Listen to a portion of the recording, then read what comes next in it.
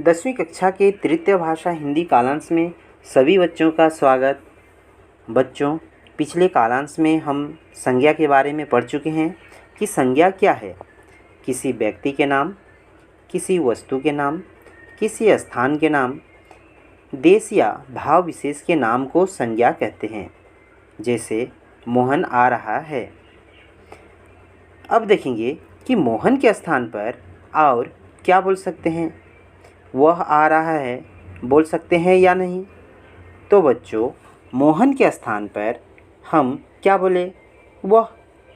यही वह क्या है?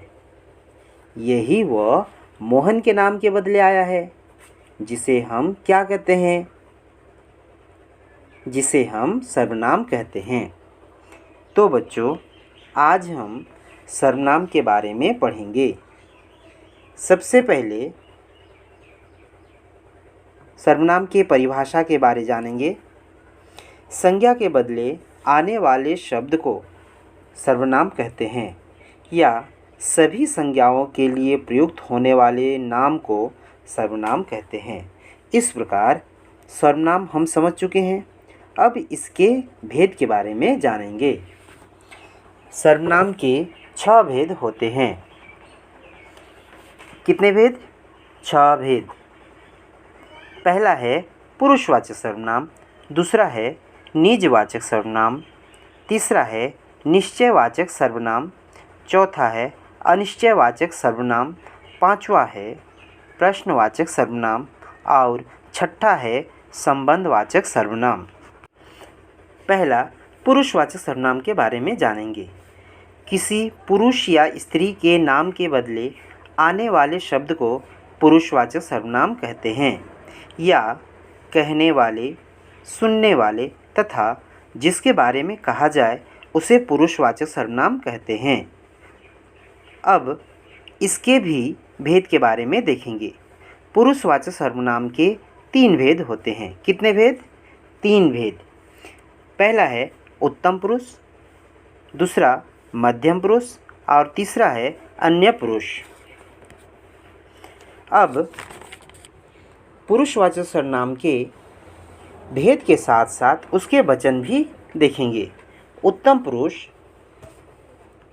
एक वचन मैं और बहुवचन हम। मध्यम पुरुष एक वचन तू, तुम, आप। बहुवचन तुम लोग, आप लोग। अन्य पुरुष एक वचन वह, यह। बहुवचन वे, ये। अब इसके उदाहरण देखेंगे। मैं 10वीं कक्षा में पढ़ता हूँ। हम सब भारतीय हैं। तुम कहाँ रहते हो? तुम लोग यहीं बैठे हो। दूसरा है निजवाचक सर्वनाम। जो शब्द कर्ता के विषय में कुछ बताता है उसे निजवाचक सर्वनाम कहते हैं। जैसे आप, खुद, स्वयं, अपने आप ही आप, आपस का। जैसे देखेंगे, मैं यह काम खुद कर लूँगा, मैं यह काम स्वयं कर लूँगा। तू पूरा काम अपने आप कर पाएगा। तीसरा है निश्चयवाचक सर्वनाम। पास के अथवा दूर के व्यक्ति या वस्तु का निश्चित बोध कराने वाले शब्द को निश्चयवाचक सर्वनाम कहते हैं। जैसे यह, ये, वह, वे। उदाहरण देखेंगे। यह कलम मेरा है, वे मेरी पुस्तकें हैं। चौथा है अनिश्चयवाचक सर्वनाम। किसी व्यक्ति, प्राणी या वस्तु का निश्चित का बोध कराने वाले शब्द को अनिश्चयवाचक सर्वनाम कहते हैं। जैसे कोई, कुछ। कोई ना कोई दौड़ रहा है। सब कोई ऐसा कहते हैं। तुमने कुछ तो खा लिया है।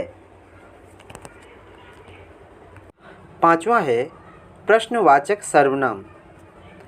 प्रश्न पूछने के लिए प्रयुक्त शब्द को प्रश्नवाचक सर्वनाम कहते हैं। जैसे कौन, क्या। बचपन से आज तक हर नया आदमी हम लोग को एक ही प्रश्न पूछता है। जैसे तुम्हारा नाम क्या है, तुम कौन सा विद्यालय में पढ़ते हो, तुम क्या बनना चाहते हो, कौन सा विषय अच्छा लगता है। और छठा है संबंधवाचक सर्वनाम। किसी दूसरी संज्ञा या सर्वनाम से संबंध दिखाने के लिए आने वाले शब्द को संबंधवाचक सर्वनाम कहते हैं। जैसे जो, सो, वह, वे। उदाहरण देखेंगे। जो पढ़ेगा वह पास होगा, जो परिश्रम करेगा सो फल पाएगा, जो यहाँ आए वे सब खाना खाकर गए। तो बच्चों, हम सर्वनाम के बारे में समझ चुके हैं। सर्वनाम की रूपावली के बारे में जानेंगे। कारक के विभक्ति चिन्ह के साथ में उत्तम पुरुष एकवचन और उत्तम पुरुष बहुवचन में क्या होता है उसके बारे में जो बॉक्स दिया हुआ है उसके अंदर दिया हुआ है, हम उसको पढ़ के समझ सकते हैं।